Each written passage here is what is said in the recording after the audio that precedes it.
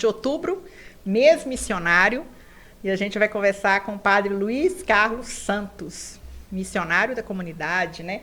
Porém, agora, se despedindo da comunidade de Belo Horizonte, rumo para onde? Vou voltar na Itália, onde eu já vivi 15 anos do meu percurso dentro da comunidade missionária.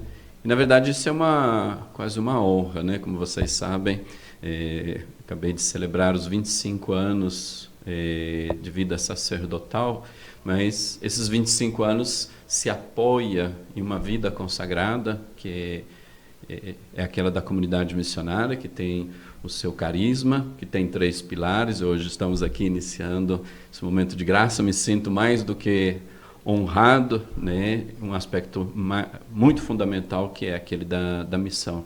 Então, para mim, se torna um coroamento dos 25 anos de sacerdócio, vivenciar, concretizar, encarnar esse aspecto fundamental do nosso carisma, que é a missão ad gentes, partindo. Então, logo depois de ter celebrado, celebrar agora esse partir, que não é deixar ou abandonar, mas é continuar, né?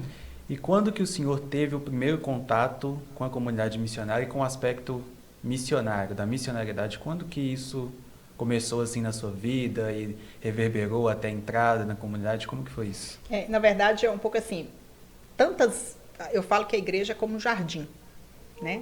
É um grande jardim, e tem muitos canteiros. Mas teve um canteiro ali chamado Comunidade Missionária de Vilareja, que foi aquele que te puxou.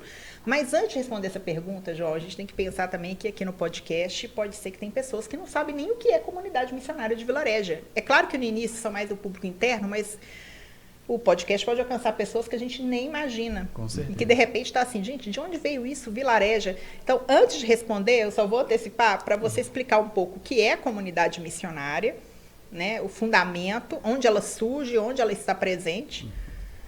Aí você responde. Ficando na imagem, coisa de jornalista. Ficando na imagem do canteiro, não? A igreja é um grande canteiro, onde tem tantas flores, e a gente está mais acostumado com algumas flores, né, no jardim, a margarida, a rosa e assim por diante, não? Então, talvez quando a gente fala os jesuítas, as irmãs alcantarinas, os franciscanos, né? E assim por diante, não? A gente está mais acostumado com essas realidades carismáticas, no sentido que foram suscitadas pelo Espírito Santo na igreja, para servir a igreja, para responder uma necessidade da evangelização da igreja. Então, nós estamos mais acostumados com essas realidades tradicionais, no sentido que estão aí há séculos. Depois do Vaticano II, que foi uma ventania do Espírito Santo, né? O Espírito Santo suscitou tantos novos carismas, alguns inspirados nessas realidades de consagração tradicionais, e outros que realmente, na novidade, na criatividade infinita do Espírito Santo, trouxeram novidades particulares, né? A nossa comunidade, então, nasce nesse contexto pós-Vaticano II, chamado As Novas Formas de Vida Consagrada, que se parecem em alguns aspectos, mas cada um tem a sua peculiaridade, né? Então, a nossa comunidade missionária de Vilareja tem um nome que diz também o nosso carisma. Comunidade, porque vivemos juntos a serviço da evangelização. Esses que vivem juntos não são só homens ou só mulheres ou só leigos, né? É composto justamente desta variedade de estados de vida. Então, temos os homens que se consagram, alguns deles, ou muitos deles, fazem também depois a escolha do sacerdócio, mas o primeiro chamado é a vida consagrada. Temos as missionárias, o ramo das missionárias. Seja no ramo dos missionários que no ramo das missionárias, existem também uma seção chamada dos consagrados no mundo. Então, que receberam de Deus o mesmo chamado à vida consagrada, então que não se casam, mas esses permanecem inseridos no mundo. Depois temos o ramo então, dos missionários, das missionárias, e o ramo dos casais, que continuam vivendo a vida normal dele, no sentido de trabalho, filhos, a própria casa, mas chamados, atraídos pelo mesmo carisma de vida comunitária. Então, juntos evangelizar. E esse evangelizar é o segundo pilar do nosso carisma, que é a missão. E a missão ad gentes, ou seja, somos todos chamados, todo batizado é chamado, todo batizado é missionário, os documentos da igreja dizem isso, os papas sempre relembram, mas entre os batizados, alguns são chamados para ir além fronteiras, então ad gentes, aos outros povos, né? E a nossa comunidade tem esse carisma aqui de missão ad gentes. Então nós temos, a comunidade nasceu na Itália, meados do ano 81, a aprovação aconteceu dia 8 de setembro de 1981, mas claramente tem toda uma pré-história até chegar a este momento. Depois nasceu a primeira comunidade fora da Itália, foi aqui em Belo Horizonte, onde eu estou atualmente. Completando 40 anos. Completando nesse momento, então, 40 anos, né? Foi em dezembro de 85 que os primeiros 4 missionários chegaram aqui. Depois, em 96, nasceu a comunidade, a sede de São Paulo. Depois daqui, nasceu Lima, na capital do Peru, México, Porto Rico, na América Latina. E temos várias comunidades também na África. A primeira foi na Costa do Marfim e a última na Etiópia. Terceiro pilar desse carisma, dessa comunidade missionária de Vila Régia. Vila Régia é o nome do local onde nasceu a primeira comunidade. E o terceiro pilar do nosso carisma é a vida de providência, confiança total no amor de Deus, né? Assim, então, um pouquinho assim, comunidade missionária de Vila Régia, essa realidade eclesial de consagrados. E falando em providência, a gente não pode deixar de mencionar aqui que esse podcast que nasce agora, né, com este primeiro episódio, é fruto da providência, né? A gente sabe que os custos para se fazer uma produção dessas são elevados, mas, no entanto, a gente tem um parceiro, um benfeitor, que é o dono, um amigo, sobretudo, que é o dono deste espaço, que é a Web3, na figura do Aldo, né? Aldo Azevedo, não é isso? Isso, que eu conheço de verdade tem muitos anos. Muitos anos. Assim, o Aldo... Cheguei aqui nos anos 90, não? E através da mãe dele, que obrigou ele, é uma outra história também, a filmar eventos na paróquia, na igreja, não? E ali foi que a gente se conheceu. Eu sempre tive um amor muito grande por tudo aquilo que é o mundo técnico, não? E tendo me encontrado com o Aldo, o canal, a ponte, não foi esse amor. Aprendi muito com ele, eu já amava a comunicação e se abriu um mundo enorme no mundo das mídias. Eu lembro até hoje da primeira câmera filmadora, não, que ele tinha, e que foi roubada na comunidade, porque eu usava mais do que ele, não? Assim, ele está aqui lá. Assim, talvez isso foi amarrando ainda mais essa amizade, construindo, fizemos muitas coisas com o pessoal de rua, não? Eu trabalhava como pastoral naquele tempo, com os meninos de rua, depois os catadores de papel. O Aldo sempre me seguiu para fazer sim que aquele encontro se tornasse comunicação, né? Assim, e isso é muito evangélico, não? Comunicar o encontro, não? Providencial mesmo, né? Assim, a estrutura, o podcast, então a gente vê também esse reflexo do carisma, né? Estando presente mais uma vez aí, para que a gente possa possibilitar que o carisma seja levado, cresça, né? Cresça e, enfim, alcance. E a ideia do podcast surge, inclusive, a gente acabou não contando muito aqui, primeiro que o padre Luiz Carlos sempre é um grande comunicador, todo mundo sabe, né? E ele sempre sonhou em ter esse podcast justamente porque o Aldo já tinha oferecido, né, a disponibilidade desse espaço. Inclusive o estúdio está localizado muito próximo da comunidade missionária, só não vou dizer que é vizinho de frente, mas é quase isso. Quase isso. E ele tem uma estrutura excelente, anos e anos trabalhando na televisão, né? Ajudou a montar toda a estrutura de transmissão ao vivo da paróquia de São Sebastião, não foi?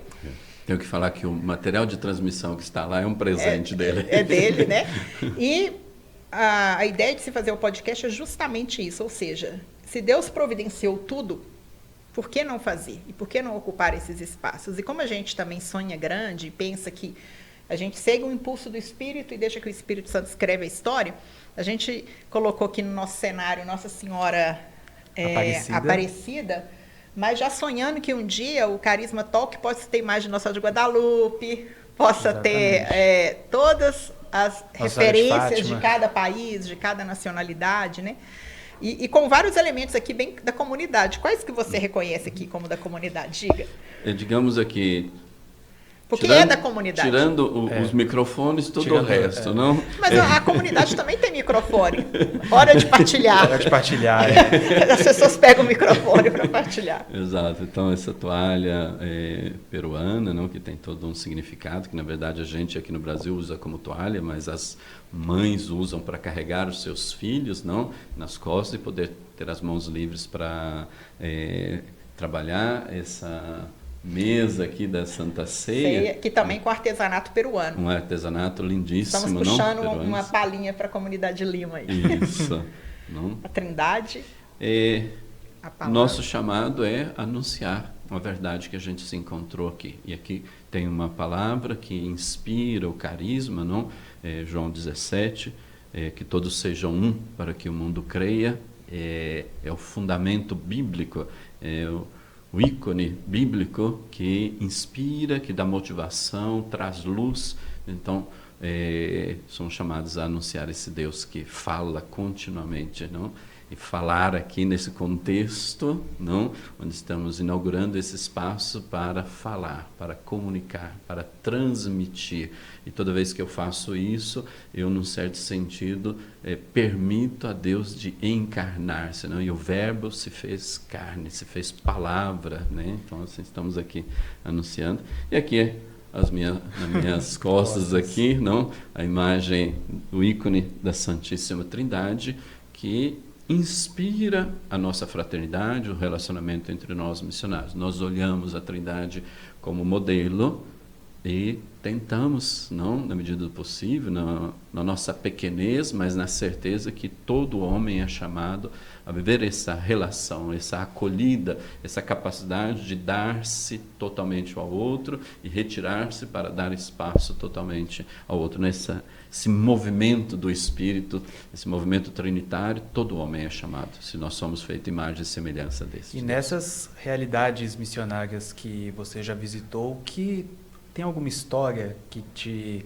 traz assim a lembrança, não, a partir desse momento aqui eu quero ser missionário? Você falou que frequentou muito pastoral de rua, fez muitos trabalhos missionários. Eu queria saber se tem uma história de bastidor que foi aquela chama que acendeu e falou assim, não, a partir daqui eu quero levar o carisma da missão. É o jardim, né? Eu escolhi meu canteiro. Isso. Então vou responder essa pergunta e volto na primeira que você fez, não, porque são muito interligadas. Visitando justamente os catadores de papel, quem passa na Via Express, tem hoje, naquela época não era assim, não, uma associação chamada Asmare, não, que justamente reúne os catadores de papel de Belo Horizonte. Antes que nascesse ali, através do tio Maurício, né, muito conhecido na pastoral da Arquidiocese de Belo Horizonte, através dele eu me introduzi na vida dos meninos de rua, mas um dia me encontrei com os catadores de papel, mais ou menos naquela região da Asmare, que antes não era assim. E me lembro até hoje, né, me encontrei com Dona Luzia, e ela estava contando a sua história, as suas fadigas, as suas lutas, os seus abandonos, não? Os seus perigos, as suas aventuras e desaventuras. Enquanto a gente conversava, começou a chuviscar. E esse povo vive de papel. Então, a primeira coisa que eles fazem quando começa a chover é proteger a sua mercadoria, a sua fonte de renda. E eu me lembro até hoje que Dona Luzia, conversando comigo, permaneceu enquanto começava a chuviscar. Dentro de mim, eu pensei assim, ela vai embora, ela vai cuidar dos seus afazeres, ela vai tomar conta daquilo que é a sua fonte de vida, na sua renda para poder sobreviver. Pode parecer uma banalidade, é uma coisa muito simples, mas eu voltei para casa e aquela noite eu não dormi. Porque eu pensei, se uma mulher assim renunciou àquilo que era importante para ela, para dedicar tempo para mim, quantas coisas eu posso renunciar para dedicar tempo ao outro? Isso foi fundamental na minha escolha de vida, porque eu senti ali, no encontro com aquela mulher, que eu tinha muito, que eu podia renunciar para dedicar todo o tempo aos outros. E isso já aqui em Belo Horizonte ou na sua cidade? Isso era aqui em Belo Horizonte, mas eu ainda não pertencia à comunidade. Então, aí agora volto na sua pergunta inicial. Eu fiz um caminho eu cresci na Igreja Católica, meus pais transmitiram o dom da fé para nós filhos, somos 3 filhos, eu sou o mais velho de 3, mas no meu percurso de fé, a certo ponto encontrei um casal, ou fui encontrado, não sei qual é a coisa mais certa, mas o meu caminho se encontrou com o caminho de um casal, Angélica e Paulão. Hoje ela é viúva, porque Paulão faleceu aos 33 anos de idade, depois de 3 anos de matrimônio. A terceira filha tinha acabado de nascer, tinha 39 dias. Eu fiz um caminho, um percurso com esse casal, no grupo de jovens que eles acompanhavam na minha paróquia, em Americana. Eles são originários de Piraju, se transferiram para Americana por questão de trabalho, ele era advogado, e assim. Nesse percurso, eles tiveram uma formação missionária na cidade deles, mas não tinha nada a ver com a comunidade. Foram acompanhados por um sacerdote missionário. Transmitiram essa missionariedade. Mas, digamos assim, no início, para mim era só um caminho de formação, de crescimento espiritual e etc. Mas nós tínhamos alguns objetivos nesse grupo, entre eles esse de trabalhar para os mais pobres, sem fechar-se só aqui, mas com um olhar. Então, nós tínhamos algumas atividades também que pensavam aos distantes, aos irmãos que eu não conhecia, mas... no caminho com eles, algumas coisas foram emergendo na minha vida, foram tomando cores de fatos que eu não tinha dado tanta importância. Um deles é que eu fui coroinha de um sacerdote, Padre Geraldo, que ele passou 9 anos no Japão, e não sei porquê, uma vez em uma missa, enquanto ele falava uma frase em japonês, dentro de mim eu sei que nasceu alguma coisa, e eu falei naquele dia, um dia eu vou no Japão, né? Num certo dia, eu também quero ser missionário, assim, sem nenhuma consciência, mas esse momento foi importante para o meu caminho pessoal. E na medida que eu fui aprofundando essa dimensão missionária no grupo, foi crescendo dentro de mim. O meu pároco, na época, Padre Jaime, um homem excepcional, de um testemunho de vida, de doação único, que para mim era modelo de doação, mas eu nunca senti a vida dele, não de padre diocesano, mas embora eu não conhecia essas distinções. Em todo caso, todo mês de outubro, ele chamava missionários para darem testemunho no Dia Mundial das Missões na minha paróquia. E eu me lembro daquele ano que vieram os missionários combonianos, não, eles trabalham muito na África, cresceram em outros países, mas o específico dele é o trabalho na África. Não sei, um calor me encheu dentro, algo se moveu. Então eu comecei um diálogo com os missionários combonianos, comecei a ler livros, eles me deram vários livros sobre o trabalho deles, e eu fui me apaixonando. Já tinha aquele amor pela missão que o Paulão e a Angélica tinham transmitido para nós jovens, que tinha, como se diz? Esse calor, assim, acendeu, não fosforou, acendeu alguma coisa dentro. O contato com os combonianos é como se, dois fogos se identificassem, não no calor, mas com uma intensidade maior. Então eu comecei um caminho de proximidade e de conhecimento dos combonianos. Nesse meio tempo, amigos do Paulão e Angélica de Piraju entraram na comunidade missionária em Belo Horizonte. E falaram para eles, claramente eram amigos, assim, não era por zap, naquela época não existia, né? Carta, etc. Carta. Então, é um tempo bem Ele longo. Ele não consegue saber o que é isso, carta. Eu sei que você não sabe o que significa escrever uma carta. Demorar dias para chegar, colocar o selo. Carta só na escola. E quando voltava ainda, era um drama se aquela carta voltasse. Você lembra quando criaram o selo social? Exato. Era 1 centavo. O que era selo social? Social era um selo de 1 centavo, que era para você poder escrever carta sem pagar, porque tinha tarifa do selo. Foi do governo de Itamar Franco. Então você podia, era por peso. Então você escrevia uma página, que normalmente naquela época era abundante as páginas, né? Assim, porque era vida, né? Então você escrevia uma página, então ela não pesava tanto e você conseguia pagar com o selo social, que era que era 1 centavo de real, que na época nem era real, mas assim, é porque era muito em conta, né? Era um jeito que você tinha de comunicar. Então, assim, essas notícias chegaram e o Paulo e a Angélica falaram, vamos lá conhecer essa comunidade onde estão os nossos amigos, nossos companheiros de grupo. Organizaram um ônibus, mas eu trabalhava e estudava naquela época e eu não pude vir. Então, o grupo de jovens da minha cidade, em Americana, vieram a Belo Horizonte e voltaram. Assim, parecia que tinham visto, não sei o que tinham visto, não, mas... A comunidade missionária de Vilarejo. Assim, mas era muito Carisma distante para mim. Não percebia a alegria deles, deste encontro, dessa visita, mas eu não... Tá bom. Eles continuaram a falar no grupo, e dessa comunidade, e dessa comunidade, e dessa comunidade. Então, o ano seguinte, no feriado de Carnaval, de um dia para o outro, eu sempre fui muito assim, não?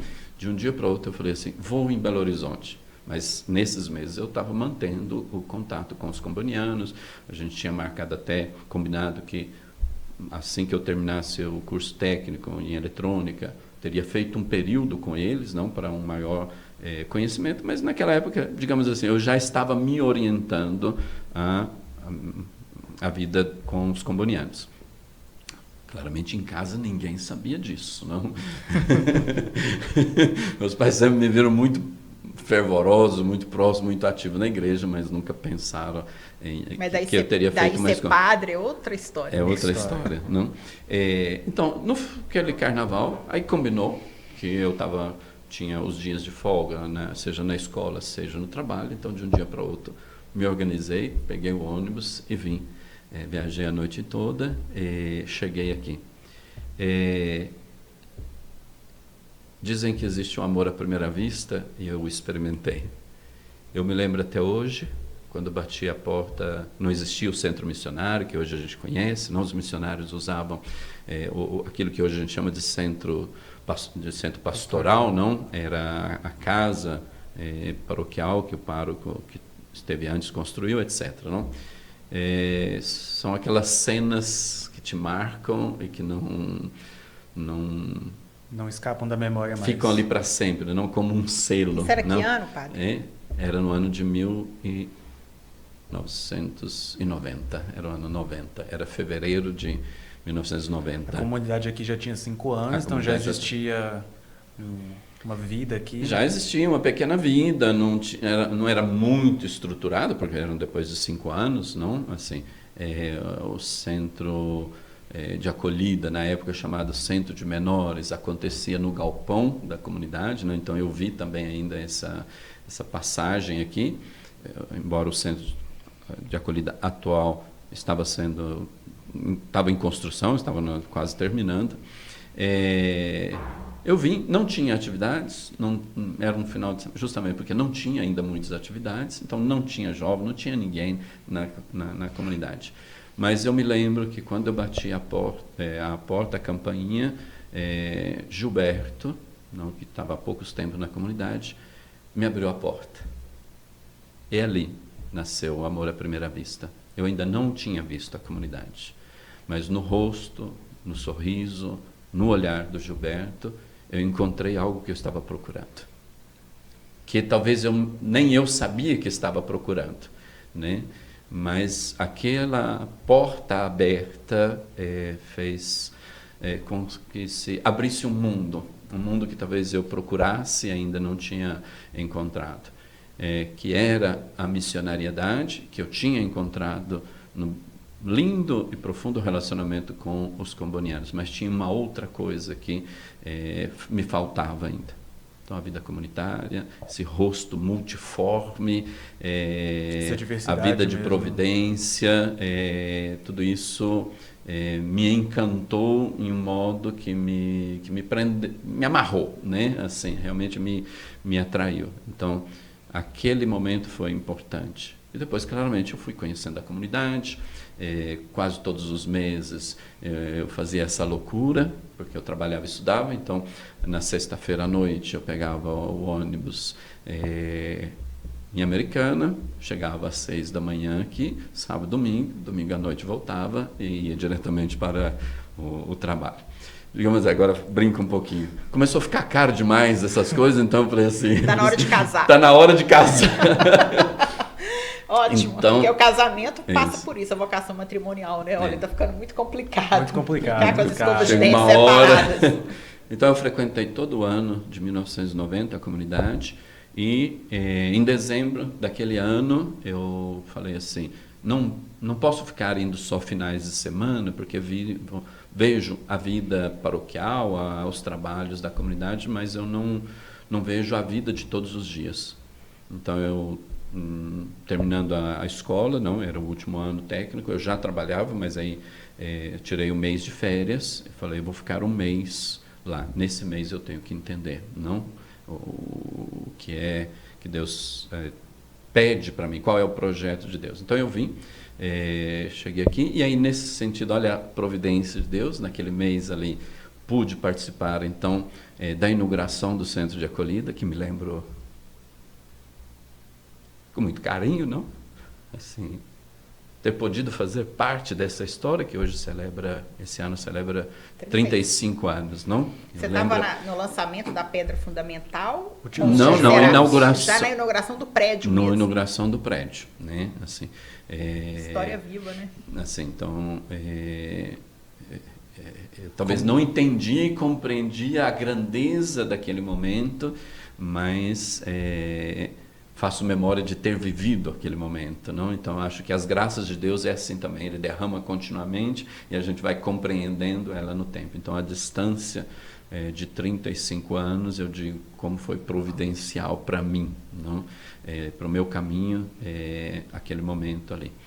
Então naquele mês eu vivi aqui, de final de dezembro até o início de janeiro. Eu faço aniversário no mês de dezembro, não assim. No dia do meu aniversário, na casa, que tem uma casinha pequenininha perto do centro missionário, né, que a gente chama de Casa Bege, que é um ponto de apoio para os missionários e outras exigências, não? Aquela era a casa dos missionários, não? Pequenininha, a gente era cheio de beliche. Aqui fica bem na acolhida ali, bem aqui na fica entrada. bem na entrada da nossa casa, não? Assim. E ali dentro tinha uma capelinha, não, bem pequenininha. Eu me lembro que naquela noite eu não dormi, levantei bem cedo, fui na capela rezar e depois saí, fiquei fora na sala de estar, digamos assim, não? Me coloquei ali a meditar, a rezar, não me lembro os particulares, mas desse momento. Passou um missionário e falou: hoje é seu aniversário, né? O que você vai pedir a Deus? Eu parei por um instante, dei uma resposta, que são aquelas respostas que você sabe que você não pensou nela, mas depois você pensa muito sobre ela. Boa. Eu falei assim, nesses 19 anos, Deus me deu muita coisa. Então, essa manhã eu agradeci e hoje eu quero dar algo para Deus como agradecimento. E ele falou: e o que é que você tem para dar para Deus? Eu falei: muita coisa eu não tenho, mas tudo aquilo que eu tenho eu dou, que é a minha vida. Ele falou: o que significa isso? Não sei, esquece. Mas isso criou um tsunami, não? Dentro de sentimentos, de confusão, porque alguns meses antes eu tinha concluído um namoro muito bonito, que me edificou muito, mas que eu percebi que não era a minha estrada, mas aquele namoro foi importante para a minha vida, e uma frase significava uma mudança de rota bem grande. Mas na missa, à noite daquele dia, eu senti, não, na Eucaristia, que eu tinha que confirmar aquilo que não era fruto de um raciocínio, mas era fruto de um encontro. Não? Um encontro com a Dona Luzia, encontro com as pessoas que o meu pai me apresentou quando ele era vicentino, o encontro com o Paulão e a Angélica e as verdades, o encontro com a palavra, tantos encontros. E aquele momento era fruto de tantos encontros e se tornava um encontro com Deus e de compreensão do projeto que ele tinha para mim. Quando você conta e usa essa expressão que você disse que não pensou a respeito, mas depois teve que pensar a respeito, não tem muito, você usa essa palavra, né? Mas o que eu tenho, que é a minha vida, eu dou. E aí eu fiz uma viagem agora ao livro do Atos dos Apóstolos, na cura do templo, né? Na cura em que está ali Pedro e João, na cura do templo, e o paralítico está ali pedindo. E eles respondem, né? Ouro e prata não tem, mas o que eu tenho te dou, levanta-te e anda em nome de Jesus de Nazaré.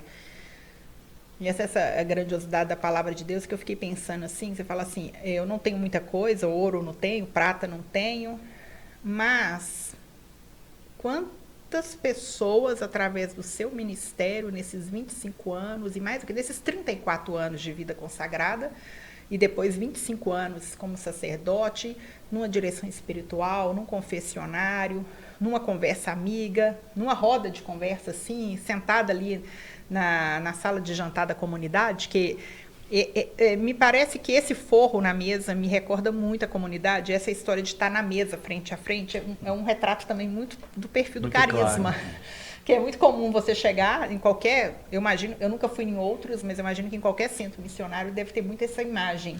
Você chega e vê um missionário conversando com alguém na mesa, né? E eu fiquei pensando quantas pessoas já foram levantadas. Que eu tenho te dou, levanta-te e anda em nome de Jesus de Nazaré. E eu penso até mais do que isso. Eu penso assim, que o olhar do padre Gilberto, é padre, né? Padre. Depois naquela época, não era, mas do padre Gilberto, quando o projeto de padre Gilberto olhou e você falou que foi amor à primeira vista, no sentido de assim, levanta-te e anda, porque eu tenho muito para você, né? Eu acho que assim, é bonito quando a gente consegue pegar fazer uma pinça na palavra de Deus assim e perceber que ela tem uma linguagem que ultrapassa aquele entendimento ali. E eu tenho certeza, e eu sou uma dessas que em muitos momentos também já se levantou. Ai, meu Deus, que vergonha. No primeiro episódio, não. Vamos. Tem que tocar, vamos. E eu tenho certeza que... E aí eu até já encaminho para a pergunta, porque pensava assim, o que é o coração de um missionário? Uau. Certa vez eu estava com a sua mãe visitando... a gente estava conversando na cozinha lá da comunidade em BH, quando cogitava-se assim, que você estava chegando o seu tempo de ir de BH, e ela virou para mim e falou, eu estou sentindo que está chegando a hora dele. Eu falei, mas ele já falou? Não falou, mas falou que eu tenho que me preparar. Eu falei assim, Luiz Carlos. E aí me ocorreu que, eu até brinquei assim, essa vida de missionário, esse negócio de ser amigo de missionário não presta. Não, gente, é muito difícil. Despedida é difícil. A gente cria os vínculos e depois eles vão embora. Eu comentava do padre César, que era um querido aqui, muitos anos pároco aqui também, né? E aí eu penso, vida de missionário, como que está sendo... nós estamos aí no mês de outubro, muito em breve é o seu tempo de ir. Como é que é isso para o padre?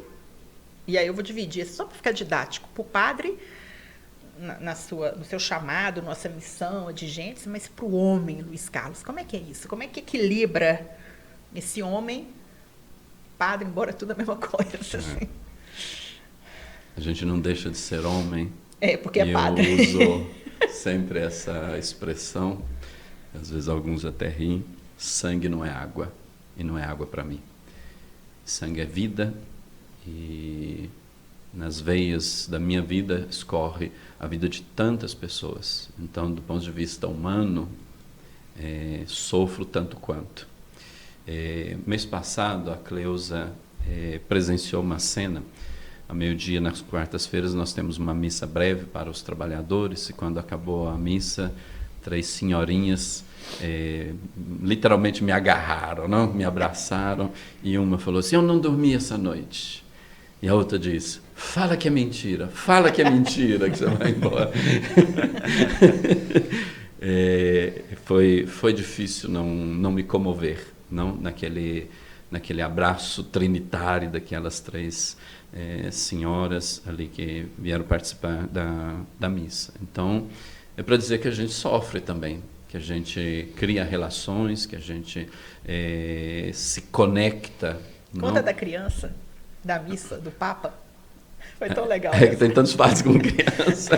Crianças são ótimas. Sim, mas esse era no período da eleição do novo Papa, né? Eles nem sabiam que você ia, né? Exato, nem se tinha notícia ainda que eu iria partir. Mas uma mãe falou assim, depois da missa, ou antes da missa, estávamos na sacristia, e a mãe diz ao filho, não, fala para o Padre Luiz o que você falou lá em casa, né? Aí ele, todo tímido, não queria falar, aí eu me abaixei, e ele falou assim: não, eu vi lá na televisão que vão eleger o novo Papa, e eu rezei para que seja o senhor o novo Papa. Aí eu falei assim: mas por quê? Ele falou assim: imagina o Papa brincando com todas as crianças. Que demais isso. Demais. Assim, mas a gente se liga, não? Para contar um outro fato, não, de ligação, sempre ligado às crianças. Cheguei na missa das 9h30, que tradicionalmente tem uma presença maior de crianças da catequese na nossa paróquia, e chegou uma criança com a mão assim toda apertando alguma coisa, não? E a mãe, os pais dizem: pode dar para o Padre Luiz, pode dar, não? Então ela me entrega esse bombom que era quase uma pizza, não? Uma mini pizza. Assim, entregou assim um aperto, né, de entregar o doce. Não, ela estava, o bombom estava apertado, não, assim, mas assim, se percebia essa alegria. Ela me deu esse bombom, me deu um abraço forte, não? Enquanto a criança se afastava, os pais me disseram assim: tem 15 dias que ela está com esse bombom no bolso, não? Eu falei: 15 dias? E semana passada, quando ela chegou aqui, não, toda feliz, com o bombom na mão para entregar para o padre, não? E ela entrou e viu que não era o senhor que iria presidir a missa, e ela guardou o bombom no bolso e ficou todo esse tempo com o bombom na mão. Por isso eu peço desculpa que ele está todo amassado, não? Então, esses encontros e tantos outros com crianças, com idosos, com jovens, com casais, com pessoas que estão vivendo o seu caminho, as suas escolhas e os seus dramas, não? Isso preenche, e deixar tudo isso é difícil. Humanamente falando, não é fácil. Talvez alguns pensam que a gente se alegra em partir, e se alegra porque é a nossa vocação. Mas partir, deixar, é sempre um sacrifício.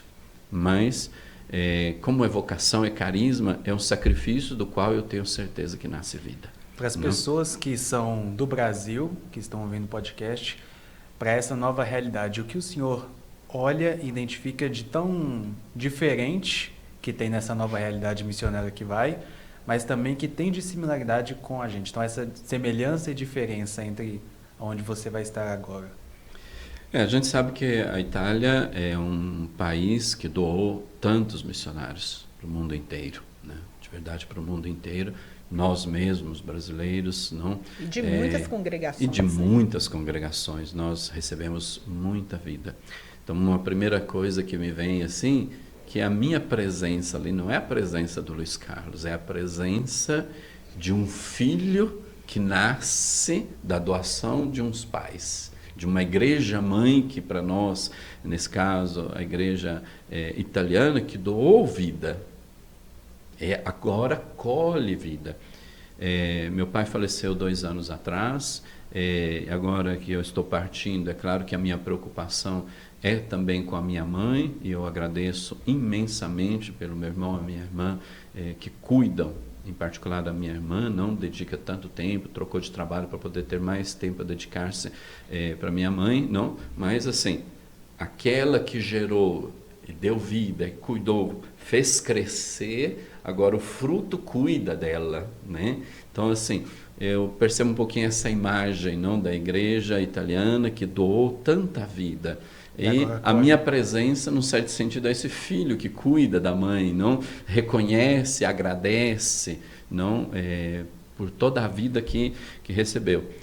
Mas nós sabemos também que a Europa, em geral, não só a Itália, não, mas a Europa em geral, tem vivido um certo inverno na evangelização.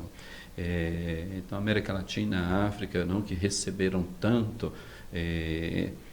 voltar ali como brasileiro, como membro da comunidade missionária de Vila Regia, eu tenho certeza que é missão adigente. Estou indo encontrar um outro povo que deu vida, muita vida para o nosso povo brasileiro, mas, num certo sentido, eu vou ali também ser um ar novo, fresco, esse jardim que então floresce também ali para ser, depois do inverno, uma primavera, não, da evangelização.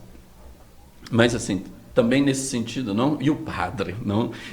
Em tudo isso. É legal demais entrevistá-lo, porque ele não esquece das perguntas. Exatamente. Ele não esquece, vou amarrando, pendurando. A gente até esquece, mas ele A não. gente O padre é um padre missionário, não sou um padre diocesano. Com todo o carinho, afeto, eu tenho tantos amigos padres diocesanos, tive como diretor espiritual, sacerdote, diocesanos, não, e recebi muita graça, aprendi muito do ser pároco, não, administrar uma paróquia, graças à experiência de tantos meus amigos de teologia, que hoje são párocos, né? Então, tenho uma gratidão muito grande, mas não é essa a minha vocação. A minha vocação é de um sacerdote que pertence a um carisma, aquele da comunidade missionária. Então, é o sacerdote que realiza, não o próprio sonho, realiza o sonho de Deus, que é aquele de alcançar. Então, nesse sentido, o homem Luiz Carlos sofre, assim como tantos estão expressando, que nesses últimos 2 meses encontraram tantas formas de carinho, mas para expressar também essa dor dessa separação, e agora nesses últimos dias que me restam, aqui é um intensivão, sem falar os milhares de convites que infelizmente já estou dizendo de não, porque não consigo, não. Mas não é a alegria de deixar, é a alegria de realizar o projeto de Deus. Porque deixar sofre, deixar machuca, sangra, e o homem Luiz Carlos tem chorado meio às escondidas, não se emocionado. Está escondida assim não, viu? Está fácil de perceber. Os 2 meses anteriores escondi um pouco mais, agora tá mais se aproxima aí da data, não?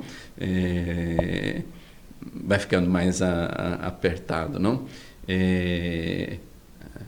Tantos sonhos, não? Assim, daqui a pouco, daqui a uns dias, a gente tem a segunda corrida e caminhada de São Sebastião. Todos sabem que eu sonhei, desejei, corri atrás. A primeira edição... Correu literalmente atrás. Quando? A primeira edição eu fui chamado na Itália para a Assembleia, não pude participar. Eu falei, mas a segunda eu estou aí, não? A gente, a pedido de tantos, mudamos a data e eu viajo o dia anterior à segunda corrida. Mas essa é a corrida do missionário, não?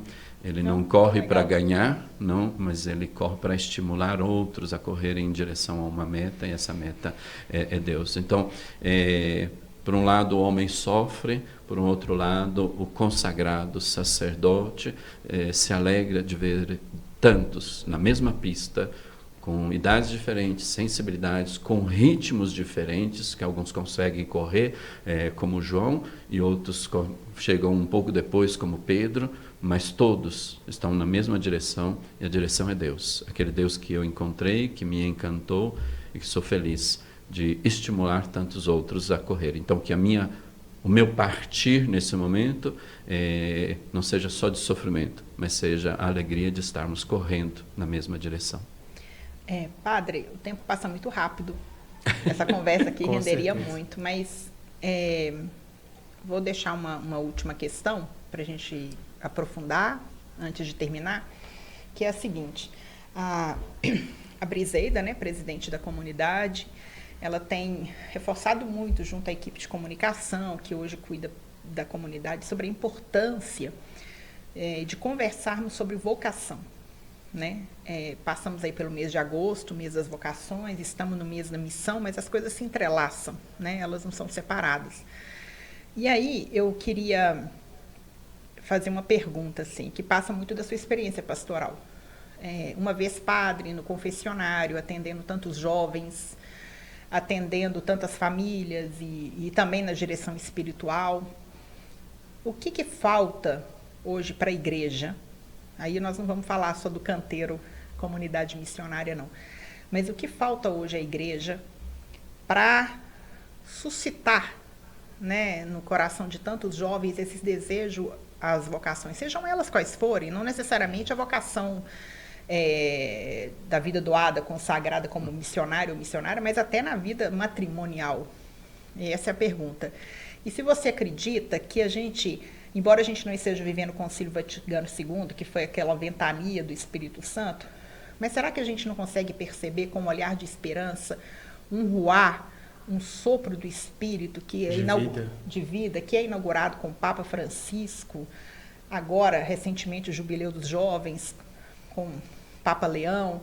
Assim, será que não é um novo tempo também de esperança? Mesmo com todos os desafios, eu percebo que não é algo...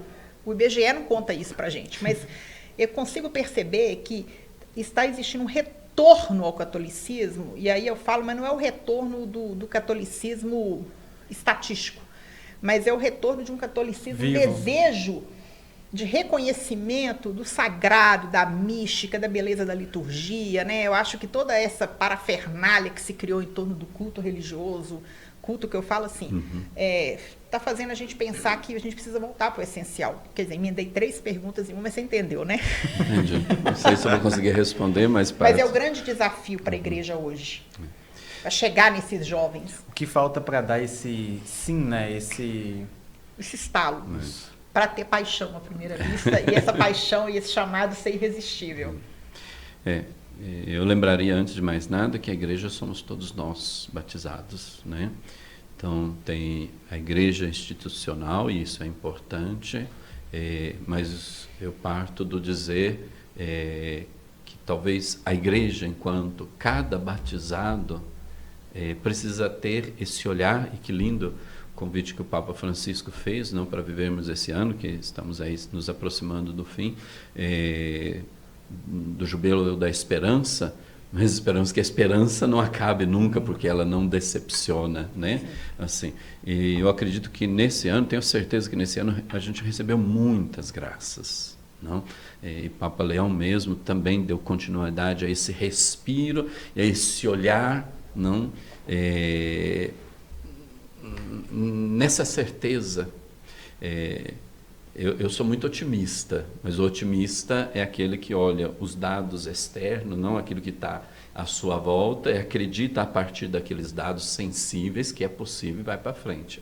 Mas eu espero que, como cristão, mais do que otimista, eu seja um homem de esperança, porque acredita também sem ver os dados sensíveis. Não? Então muito legal a diferença de otimista e de esperança. Otimismo e esperança. Então eu espero de ser um homem otimista, mas cheio de esperança, porque otimista porque é capaz de ler as coisas que estão em volta a mim, não? E quando é triste quando você não consegue perceber e analisar a passagem de Deus nos fatos, né? Mas Deus também passa naquela brisa suave, que não faz barulho, então às vezes você não percebe, e ali precisa o olhar da esperança, que acredita sem ver nada, não? Mas tem essa certeza. Então, para a igreja, nesse momento histórico, eu acho que é isso, não? Escutando a voz do nosso Pedro hoje, não? É isso, ter um olhar de esperança. Então, a esperança de poder construir relações verdadeiras, a esperança de construir um matrimônio verdadeiro, fiel, durável, a esperança e a certeza que eu posso doar a vida para os outros, não? Hoje se fala muito pouco entre os jovens sobre uma reflexão de vocacional, porque se pensa logo, vai ser padre, vai ser freira. Não. A nossa vocação, antes de mais nada, é um caminho de santidade. Esse caminho de santidade, qual é aquele que Deus quer para mim? Essa pergunta, nós não somos mais educados. Mas eu li alguns meses atrás que a geração Z, que é um mundo que eu ainda não conheço, mas temos aqui diante aqui, não? Hoje reflete mais sobre os valores sociais, reflete mais sobre a importância de perceber-se comunidade, não só no sentido religioso da palavra, mas social também. Mas a geração Z hoje se pergunta mais sobre a espiritualidade. Num mundo que depois... tão fragmentado, né, padre? Cheio de ansiedades, acho que a geração Z se ligou que o caminho é a religiosidade, né? Aquilo que está no mundo acaba sendo um grande vazio. Então, nesse meio, a fé emerge como uma âncora, né, que te segura. Então, acho que a minha geração tem visto a fé, a religiosidade como isso, uma âncora que te permite ficar de pé diante de um mundo tão ansioso, tão caótico, né? E aí... uma sociedade tão líquida, né, como diria filósofo. E aí você está falando isso, eu até me recordei que também tem sociólogos, sexólogos e tudo, tem se incomodado por que a geração Z não deseja tanto as baladas, a vida sexual, como se fosse uma obrigação, né?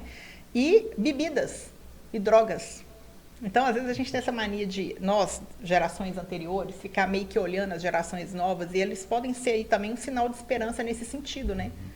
E aí entra a igreja institucional, que tem que descobrir como dialogar com a geração de hoje. Não? Ali é o desafio. Não? Eu tenho esperança que enquanto igreja institucional, eu tenho percebido um esforço muito grande de dialogar. Acabamos de vivenciar aí, o jubileu dos jovens em Roma, aquela festa, aquele movimento, aquela vida, aquela alegria.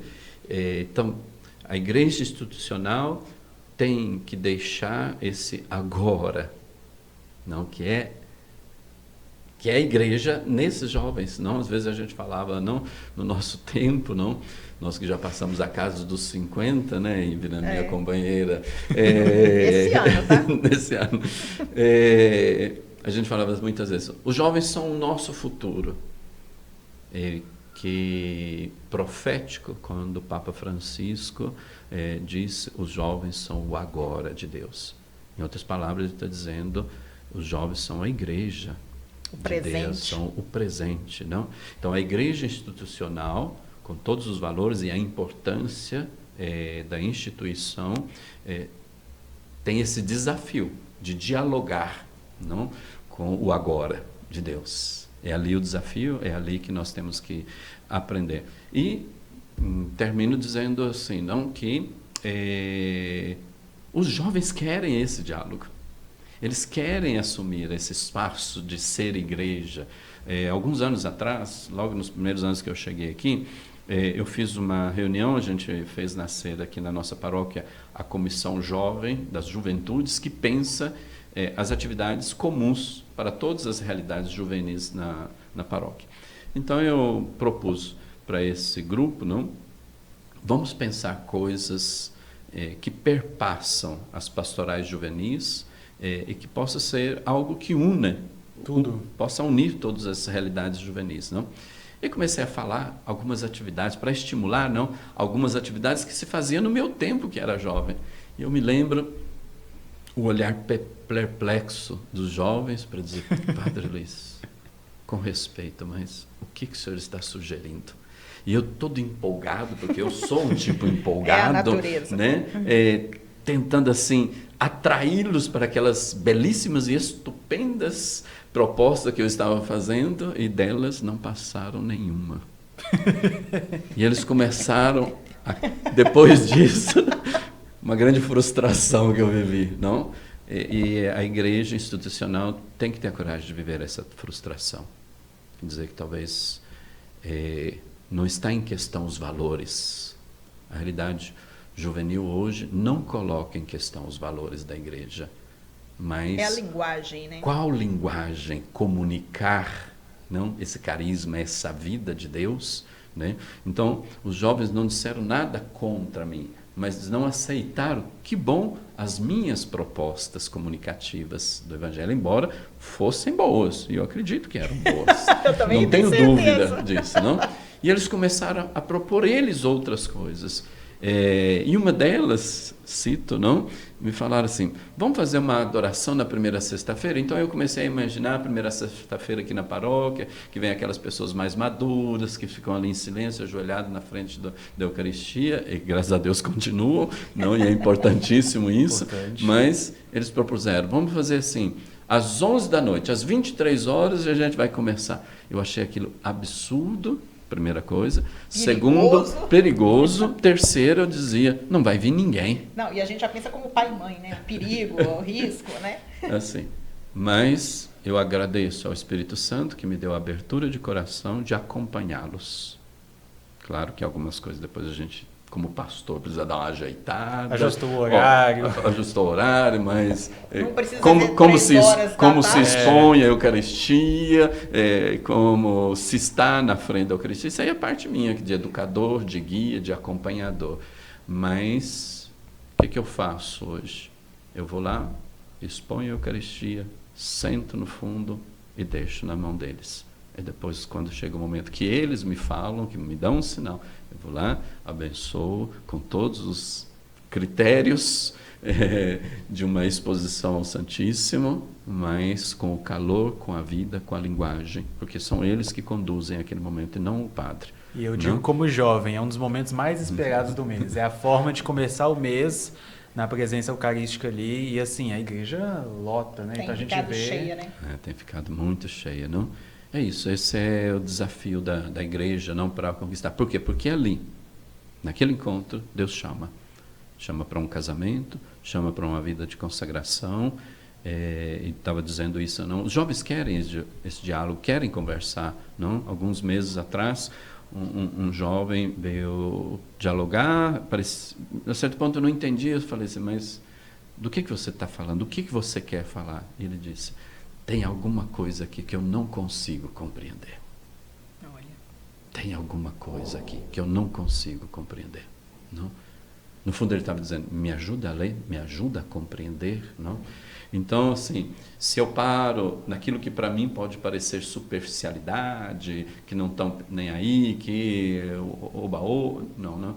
Então, o meu serviço como servo da igreja, como consagrado, como sacerdote, é ajudar cada um a se ler, a ler dentro. E ele interpretar o que Deus está pedindo, porque não sou eu que vou falar isso, mas eu tenho que ajudar, não, nessa linguagem, nessa tradução daquilo que todos nós carregamos dentro, e todos nós carregamos dentro o que Deus quer de mim. Não tenho ouro nem prata, mas tenho olhar, tenho escuta respeitosa, né? Uma escuta respeitosa, que é talvez uma questão muito importante. Agora, para a gente terminar, eu quero que você pegue a palavra de Deus e escolha aí, ou busque. Eu sei que pegar na Bíblia, que não é da gente, né? Que não está toda separadinha, é mais difícil. A gente não conhece, né? Mas um versículo bíblico que resuma e que diz muito assim do seu chamado, da sua vocação. Vamos dar tempo para ele. O padre comentou essa questão de o jovem precisar entender sobre o carisma e também do mês que ele passou, que ele viveu na comunidade. E eu lembro que até hoje essa experiência existe. Então a comunidade proporciona essa experiência para jovens. Então, se você sente esse chamado, inclusive recentemente a gente teve tanto de São Paulo quanto de BH participando dessa experiência na comunidade. Eu achei um nome também muito interessante, chamou Convivência Vocacional. Não foi encontro vocacional, porque parece que encontro vocacional ficou meio estigmatizado, né? Meu Deus, eu vou lá e vou ter que me descobrir. E foi uma experiência belíssima, porque as meninas que vieram puderam visitar casais que têm consagrados, missionários no mundo, vivenciar de fato, o que é a vida da comunidade. E ficaram também no centro missionário ali, fazendo os trabalhos em comum, participando da atividade missionária, das missas. Com a vida normal. Alguns estavam estudando ainda, trabalhando. Então, iam para o trabalho, para a escola, para a faculdade, depois voltavam. A gente preparava a marmitinha, etc. Isso. João capítulo 15, versículo 16. Não fostes vós que me escolhestes, mas eu vos escolhi, eu vos constituí para que vades e produzais fruto, e o vosso fruto permaneça. Eu assim vos constituí, a fim de que tudo o que pedirdes ao Pai em meu nome, Ele vos conceda. E o que vos mando é que vos ameis uns aos outros. Não precisa de explicação. Não vos chamo servos, vos chamo amigos, porque vos dei a conhecer tudo de meu Pai. Nossa, poder falar Fortíssimo. que é amigo de Cristo. E agora a gente termina, então, com uma oração. E pedindo ao Espírito Santo que abençoe esse projeto, né? E que, se for da vontade dele, que prossiga, produza frutos, e frutos abundantes, né? Que encaminhe e que as palavras aqui ditas sejamos só instrumentos para algo muito maior. E que o Espírito Santo, que alcança todos os lugares, que a gente ouve, não sabe de onde vem nem onde vai, possa chegar. Mas é claro que a gente não pode deixar de pedir que você se inscreva no canal da Comunidade Missionária, se você não é inscrito ainda, que você curta, que você compartilhe. Compartilhe bastante o vídeo para as outras pessoas, para jovens, para a família, para todo mundo. Obrigado, Senhor, porque você faz grandes coisas através da pequenez de cada um de nós. Você espera o nosso sim. Quantos sims dados no silêncio? O meu, de quem está aqui, de quem está nos escutando. Às vezes a multiplicação ocorre mais lá na frente, mas o nosso olhar é de esperança, porque nós olhamos a Ti, que olha cada um de nós com compaixão e dá a vida para nós, por nós, para que também nós o façamos. Que o Teu Espírito grite em nós o quanto é bom e agradável doar a vida, para que outros possam se encontrar com o alimento que é a Tua presença. Uns doando na família, no seu local de trabalho, e outros, como no meu caso, dos outros missionários da comunidade, doando a vida ali, aonde você escolher, aonde você pensou, projetou, para que cada um de nós possa ser um canal de encontro e que nenhum homem nesta terra perca a esperança do encontro contigo, hoje, amanhã e sempre. Amém. Amém. Amém. Que tal rezar uma Ave Maria em italiano? Embora a que está aqui é Cidinha, Nossa Senhora Aparecida, que tal rezarmos uma Ave Maria em italiano? Tenho que relembrar, hein? É bom que vai ensaiando, né? Vai ensaiando, vai treinando já. Ave Maria, piena di grazia, il Signore è con te. Tu sei benedetta fra le donne e benedetto è il frutto del tuo seno, Gesù.